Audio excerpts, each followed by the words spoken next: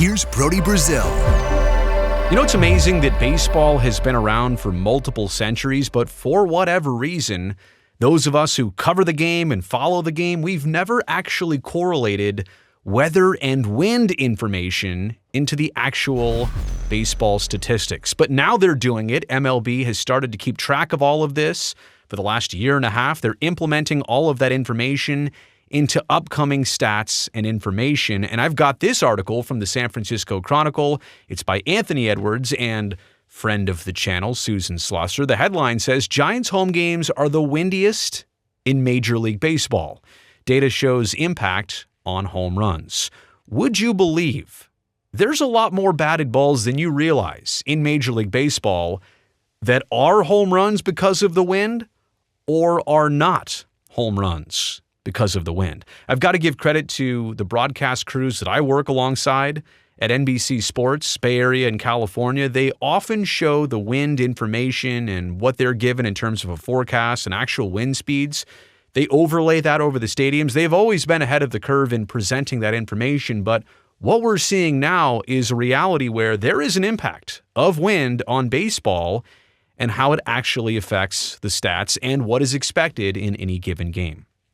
Major League Baseball started tracking all of this actually at the end of 2022. So last year, 2023, was the first full season of tracking wind and weather information and tying it into statistical sources and resources. What they found out, without any question, is that 24-year-old Oracle Park, formerly Pac Bell Park, SBC Park, AT&T Park, and now Oracle Park, is the windiest in all of Major League Baseball.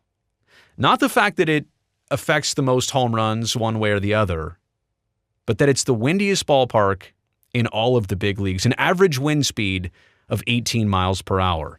It also has the stats that 1 in 3 games, 1 in every 3 home games the Giants play, features a wind-created or wind-prevented home run.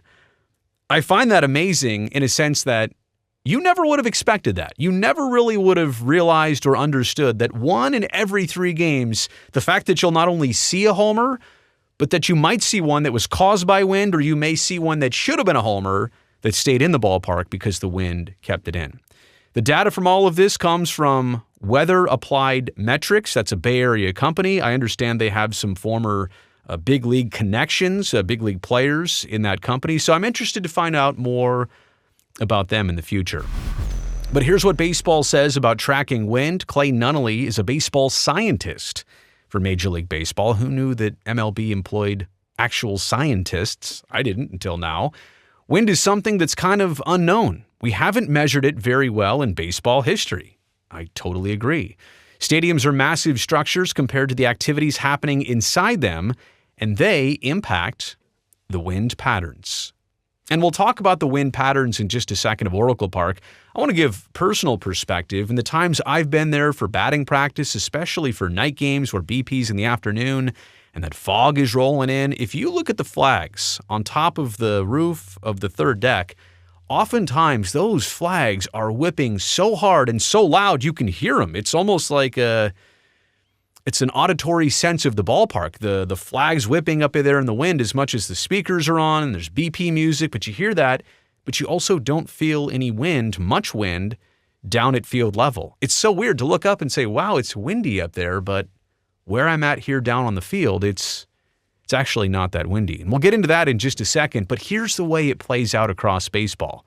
Oracle Park, last year, 10 home runs that were wind created. So they would not have left the ballpark if it wasn't for a push of wind to get that baseball over the fence. Also, 16 home runs that were prevented from actually happening. So I shouldn't say home runs, but 16 either hits or flyouts that should have been a home run if it wasn't for the wind. 16 were kept inside the ballpark. So that's a net of -6, which actually is negligible, I suppose.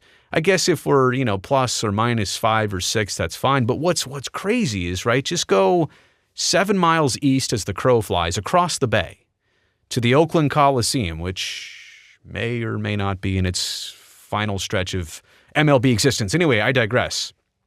There were 15 wind-created home runs at the Coliseum for A's games in 2023.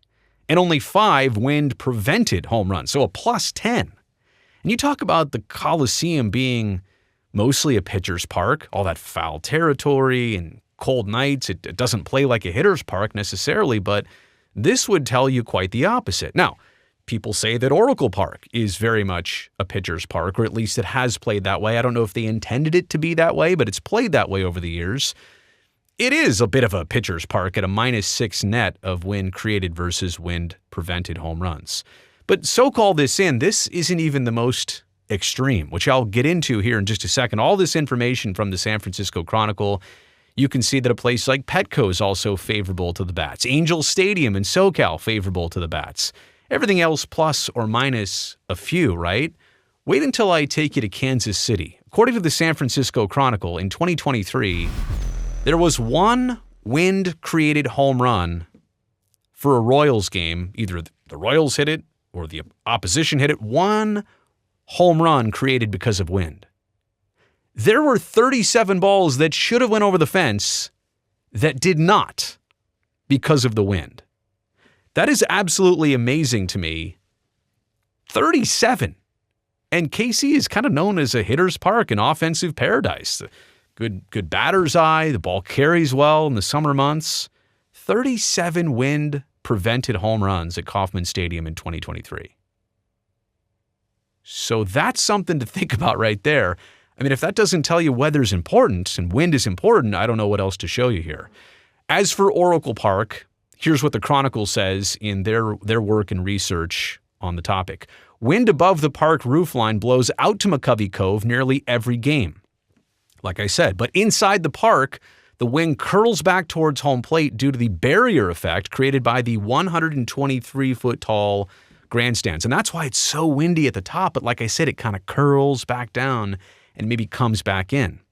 High fly balls above the rim of Oracle Park are most likely to catch the wind and sail out to center field. So if it goes above 123 feet, it's going to catch that jet stream, as they say, and leave the yard.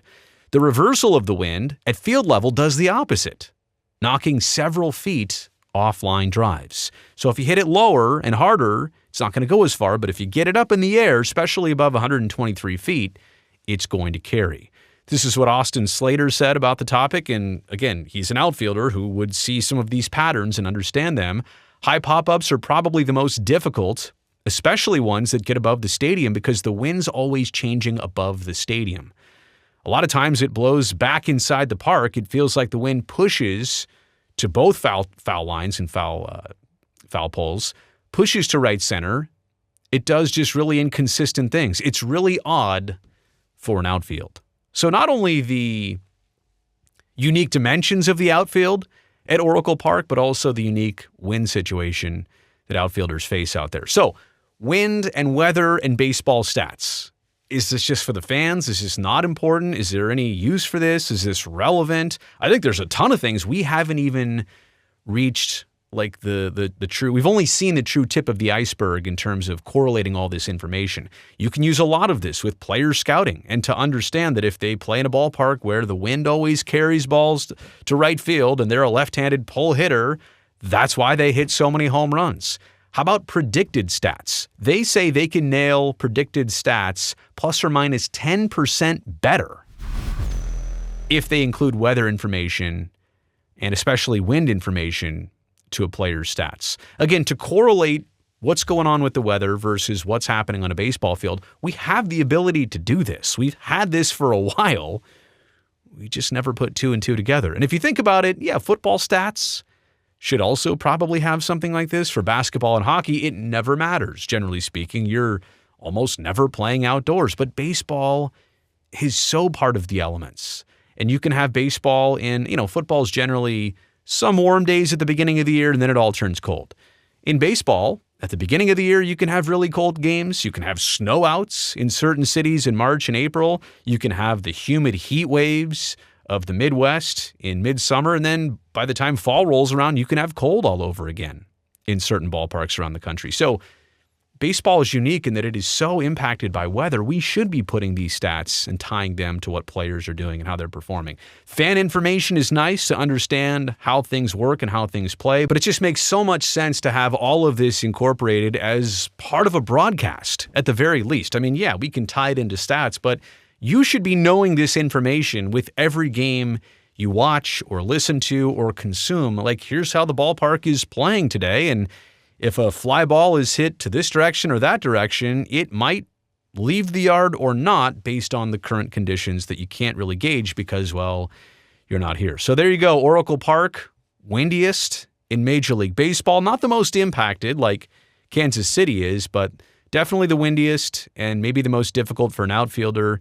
But wind and weather and baseball, it's all coming together. And you've made it here to the end of this video, which I really appreciate. Thumbs up down below for that. I would really be grateful for that. That'll help me, this video, and this channel. And also, if you're new here, if you've never seen me or any of this channel, I really appreciate that you found me. I'm glad for that. I want to see you back here. The best way to do that is to make sure you go down there right now and hit that subscribe button. Like right now, before this video ends, do that so I can definitely see you back here next time.